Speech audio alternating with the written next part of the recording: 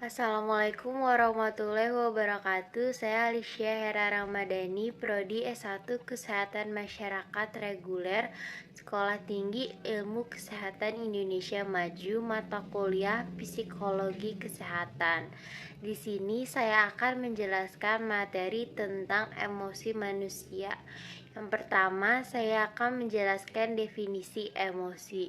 Di sini ada definisi emosi manusia menurut Jalaluddin Rahmat 1994, yaitu emosi bisa memberikan bumbu bagi kehidupan.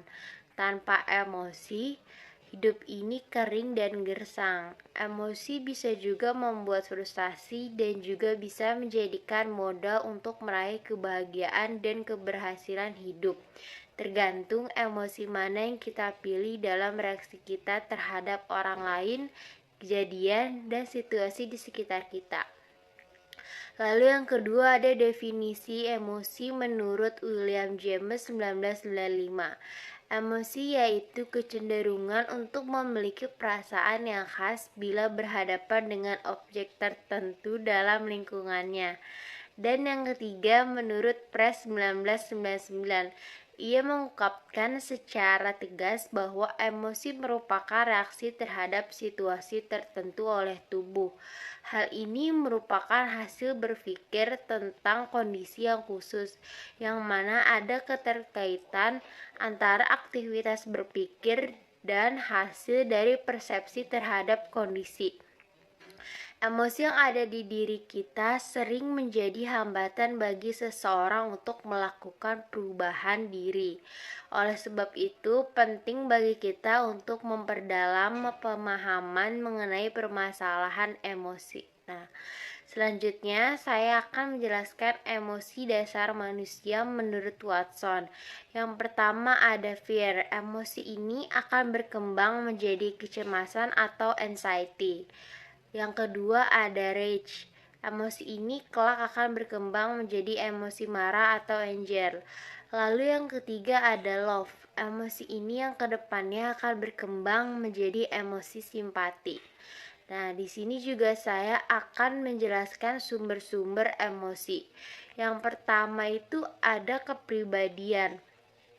Kepribadian memberikan kecenderungan kepada orang untuk mengalami suasana hati dan emosi tertentu. Contohnya, beberapa orang merasa bersalah dan merasakan kemarahan dengan lebih mudah dibandingkan orang lain, sedangkan orang lain mungkin merasa senang dan rileks dalam situasi apapun. Nah, intinya tuh beberapa orang memiliki kecenderungan untuk memiliki emosi apapun secara berbeda. Yang kedua ada tidur. Kualitas tidur juga sangat berpengaruh ke suasana hati kita. Umumnya tuh para pekerja dewasa yang tidak memperoleh tidur yang cukup, mereka tuh punya perasaan yang kayak sering kelelahan, terus kemarahan dan ketidakramahan gitu. Terus satu dari alasan mengapa tidur yang lebih sedikit itu atau kualitas tidur yang buruk bisa menempatkan orang dalam suasana hati yang buruk, karena tuh hal tersebut memperburuk pengambilan keputusan dan membuatnya sulit untuk mengontrol emosi. Nah, yang ketiga ada gender. Dalam perbandingan antar gender, wanita menunjukkan ekspresi emosional yang lebih besar dibandingkan pria. Mereka tuh cenderung mengalami emosi secara lebih intens dan mereka menunjukkan ekspresi emosi positif maupun negatif. Nah, kecuali kemarahan gitu kan. Nah, tidak seperti pria, wanita juga menyatakan lebih nyaman dalam mengekspresikan emosi dan mampu membaca petunjuk nonverbal dan paralinguistik secara lebih baik. Nah, lalu yang keempat tuh ada stres.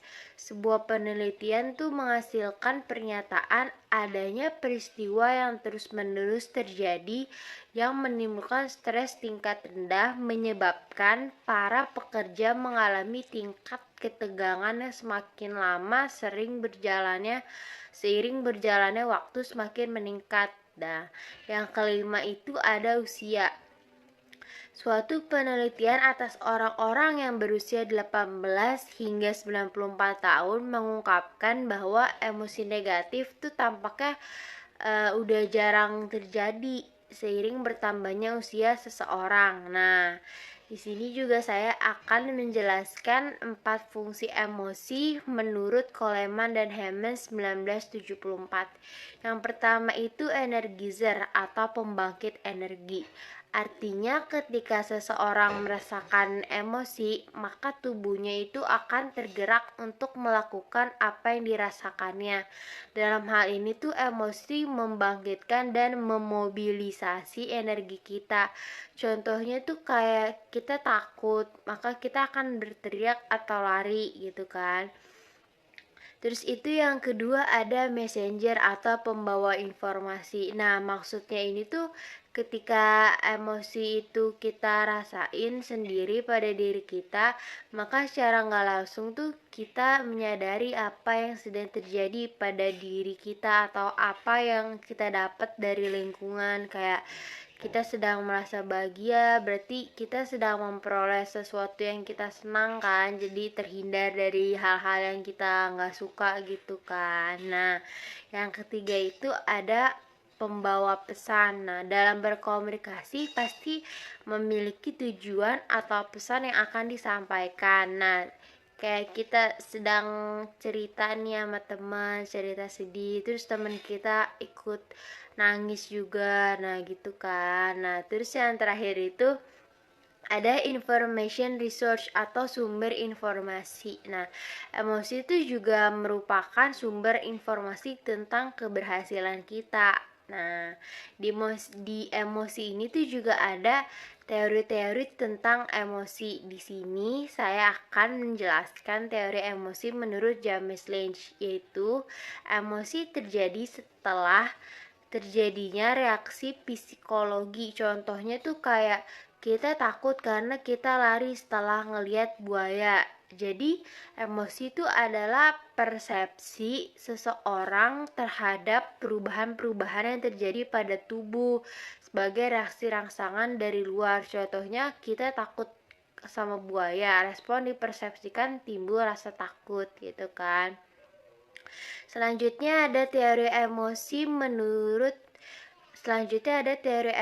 yaitu teori emergency canon. Nah, emosi sebagai pengalaman subjektif psikologi yang timbul bersama dengan reaksi fisiologi seperti jantung berdebar, tekanan darah naik, nafas bertambah cepat. Jadi reaksi yang diberikan oleh organisme dalam situasi darurat.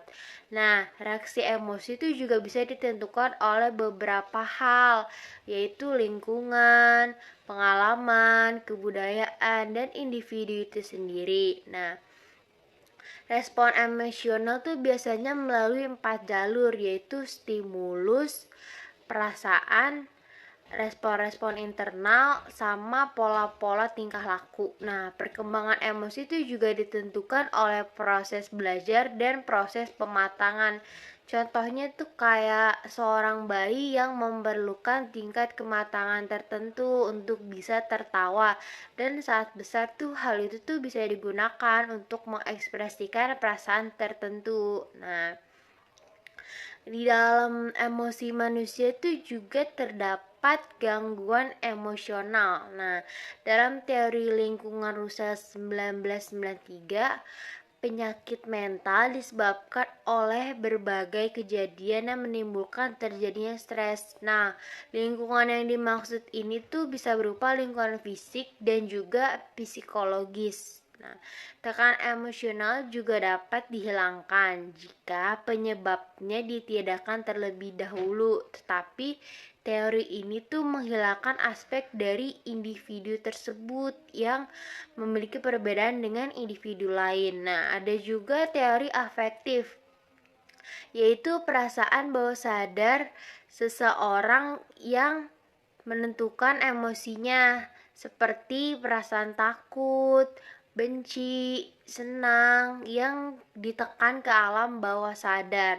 Lalu masalah emosional akan hilang apabila Emosinya diungkapkan dalam keadaan sadar dan individu tersebut sadar ia menciptakan masalah-masalahnya sendiri tanpa disadarinya. Ada juga gangguan emosional menurut Albert Ellis 1962, yaitu masalah yang timbul bukan karena disebabkan oleh masalah kita atau perasaan bawah sadar kita, tapi itu oleh karena pendapat yang salah atau dan irasional.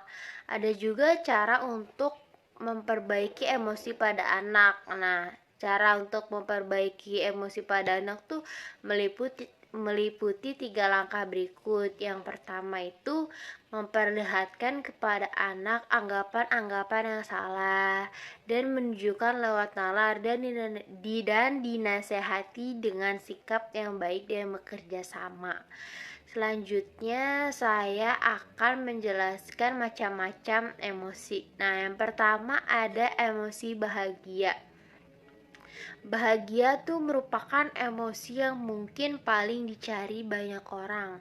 Bahagia itu juga bisa diartikan sebagai kondisi emosional yang ditandai dengan perasaan senang, ceria, gembira, kepuasan, dan sejahtera. Emosi bahagia itu bisa diperlihatkan dengan ekspresi wajah yang tersenyum, nada bicara yang senang dan ceria. Lalu ada juga tuh orang yang sulit menemukan emosi bahagia tuh cenderung mudah untuk stres dan depresi. Nah, yang berujung pada imunitas yang rendah. Yang kedua tuh ada emosi sedih. Kesedihan itu dapat didefinisikan sebagai kondisi emosional yang bercirikan perasaan tidak bersemangat, tidak tertarik dalam mengerjakan hal apapun, perasaan yang murung, kekecewaan, hingga perasaan berduka. Nah, emosi sedih ini tuh bisa diperlihatkan dengan diri yang diam, lesu, dan usaha untuk menghindari kerumunan atau menyendiri. Nah, yang ketiga ada emosi takut. Saat merasakan adanya bahaya, seseorang akan merasakan emosi takut dan mengalami respon yang disebut respon fight or flight, melawan atau lari. Takut merupakan emosi yang kuat dan berperan penting dalam pertahanan hidup. Respon fight or flight itu juga membantu kita menyiapkan diri untuk melawan rasa takut tersebut. Nah, emosi takut tuh biasanya tuh diperlihatkan dengan reaksi fisik seperti pernapasan dan detak jantung menjadi cepat atau reaksi muka yang berbeda. Dan rasa takut tuh juga bisa berkaitan dengan kecemasan. Misalnya orang yang mengidap kecemasan sosial akan merasakan takut dalam menghadapi situasi sosial. Nah, yang keempat itu ada emosi jijik. Emosi lain yang diutarakan oleh Paul Ekman adalah emosi jijik. Rasa jijik tuh bisa berasal dari banyak hal, termasuk rasa, pemandangan, atau bau yang tidak menyenangkan. Terus seseorang tuh juga bisa mengalami kejijikan itu saat melihat orang atau individu yang berperilaku yang tidak menyenangkan gitu kan, tidak bermoral atau jahat kan. Nah, emosi jijik itu bisa diperlihatkan dengan berpaling dari objek jijik tersebut. Lalu reaksi fisiknya itu kayak mual dan muntah, terus ekspresi wajahnya tuh kayak kerutan hidung dan bibir atas. Nah, yang kelima tuh ada emosi marah. Marah tuh kan juga emosi yang paling sering kita tunjukin kan, seperti emosi takut. Marah juga menjadi emosi yang bisa berkaitan dengan respon fight or flight. Nah, emosi marah tuh diperlihatkan dengan ekspresi wajah, termasuk dengan mengerutkan kening atau melotot, nada bicara yang kasar, keras, atau berteriak. Nah, respon fisiologisnya itu kayak badan berkeringat, memerah, dan perilaku agresif seperti memukul, menendang, atau melempar bola atau benda. Nah, marah bisa memberikan efek positif, namun juga bisa memberikan efek negatif. Nah, sisi positifnya itu tuh contohnya tuh kayak marah bisa menjadi langkah untuk memperbaiki suatu hubungan karena kalian tuh mampu mengekspresikan kebutuhan terhadap pasangan, keluarga, teman dekat kan. Nah, namun kalau marah diekspresikan berlebihan, nah emosi negatif marah tuh bisa berubah menjadi kekerasan terhadap orang lain. Nah, marah yang tidak dikendalikan juga dapat memicu masalah psikologis dan berbahaya untuk tubuh. Dan yang terakhir ada emosi terkejut. Nah, emosi lain yang gak kalah penting dari diri manusia adalah emosi terkejut. Nah, seseorang menunjukkan emosi terkejut saat menghadapi momen atau hal yang tidak disangka. Emosi terkejut tuh diperlihatkan dengan ekspresi wajah seperti mengangkat alis, melebarkan mata, dan membuka mulut. Nah, respon fisiknya itu kayak melompat, dan reaksi verbalnya itu kayak berteriak dan menjerit. Nah, emosi terkejut tuh bisa bersifat positif, negatif, bisa juga netral kayak ketakutan atau marah. Terkejut juga bisa menjadi respon fight or flight kan. Nah, orang yang terkejut itu tuh akan mengalami kenaikan hormon adrenalin untuk memutuskan apakah dia melawan atau melarikan diri. Nah, di sini juga saya akan menjelaskan cara mengontrol emosi. Yang pertama tuh kita harus menyadari dampak yang akan timbul dari emosi tersebut. Jadi tuh sebelum kita meluapkan emosi, pikirin terlebih dahulu kan dampak yang bisa ditimbulkan tuh apa. Lalu tuh yang kedua ada menerima keadaan. Jadi kita tuh harus menerima situasi yang sedang terjadi. Nah, itu tuh dapat bantu kita tuh dalam mengontrol emosi. Kita bisa coba untuk berkata pada diri sendiri bahwa situasi yang tengah kita alami itu bukanlah masalah yang besar. Nah, cara ini tuh memungkinkan kita untuk tidak bereaksi secara berlebihan dan bisa lebih menerima emosi gitu. Nah, dan bisa menerima kepuasan tersendiri gitu dalam hidup dan mengurangi resiko juga kayak kesehatan mental gitu. Nah, yang ketiga menarik napas. Nah, mengambil napas tuh kan emang gak menghilangkan emosi kita, tapi tuh cara ini tuh bisa bikin kita jadi lebih tenang. Nah, saat pikiran tenang kan kesalahan dalam pengambilan keputusan akibat emosi kan pastinya akan makin berkurang kan. Nah,